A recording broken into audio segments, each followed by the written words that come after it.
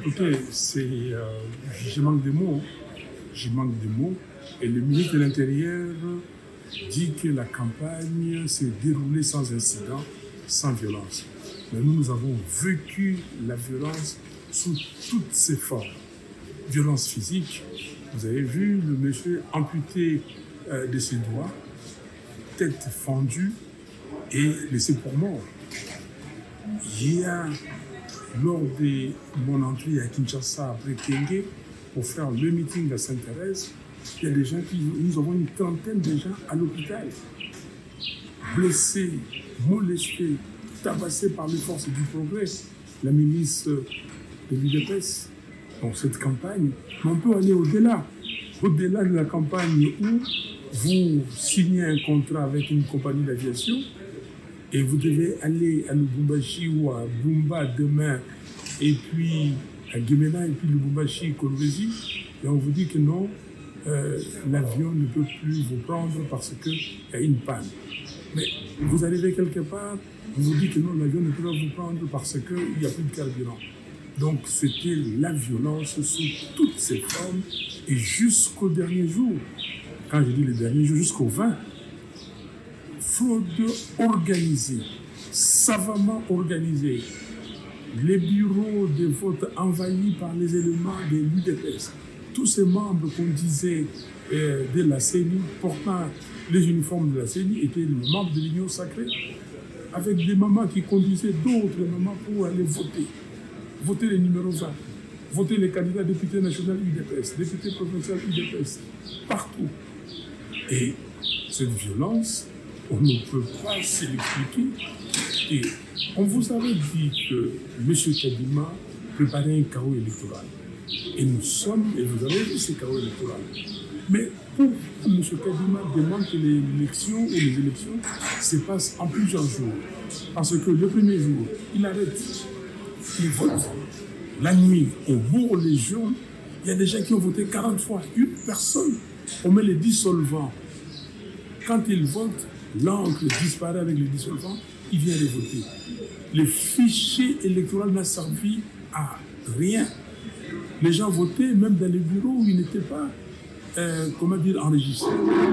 Donc aujourd'hui, c'est pour cela que nous disons qu'on ne peut pas accepter ces élections. Les résultats, nous n'attendons pas les résultats. Nous n'attendons pas les résultats parce que la fraude corrompt tout. Partout. Mais il y a des bureaux. Là où on sait que je suis fort, on n'a pas organisé des élections. À Massimanimba, on n'a pas organisé des élections.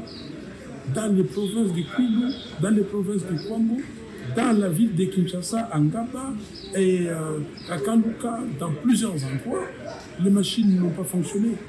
Les machines, pourquoi les machines sont arrivées en retard?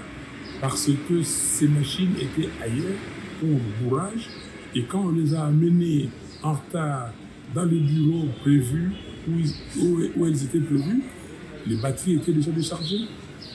Donc voilà, et c'est pour cela que nous disons qu'il faut demander des nouvelles élections avec une nouvelle commission nationale recomposée pour que les citoyens congolais puissent élire librement leurs dirigeants. Oui, mais la question que l'on peut vous poser, c'est que vous n'avez pas pu vous mettre ensemble avec d'autres candidats de l'opposition. Je cite Moïse Katumbi notamment. Est-ce qu'aujourd'hui, ce que vous demandez, vous ferez une fois de plus abstraction de ces autres forces de l'opposition, ou il y a des contacts pour que finalement vous mettez ensemble pour lutter et mener ce combat qui aboutirait à la réorganisation de ces élections? Je ne comprends pas le fait de se mettre ensemble. Qu'est-ce que cela a à voir avec l'organisation des élections transparentes, impartiales, crédibles par la CENI et apaisées par la CENI? Puisque ces élections n'ont pas été organisées comme vous le souhaitez, oui. Est-ce que ce n'est pas le moment, finalement, de vous mettre ensemble pour demander que ces élections soient organisées? Nous demandons que les élections soient organisées. Nous avons demandé... Est-ce que ce n'est pas le moment d'unir vos forces pour avoir plus de poids? Mais pourquoi pas?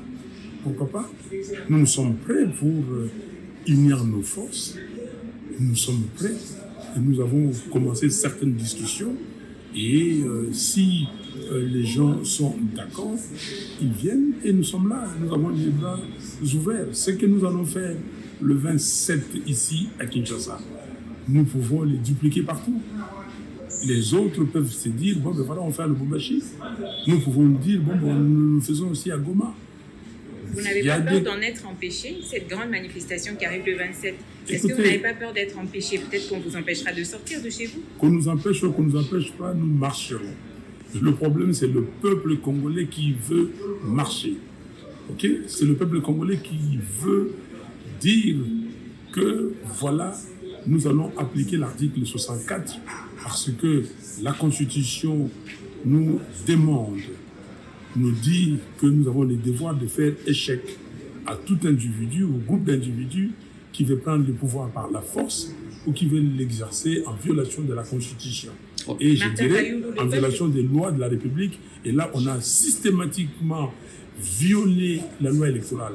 La loi électorale ne permet pas d'organiser les élections générales sur plusieurs jours.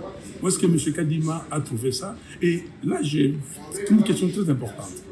Si M. Kadima voulait organiser les élections transparentes et apaisées, mais pourquoi n'a-t-il pas demandé un délai d'une semaine ou de 10 jours?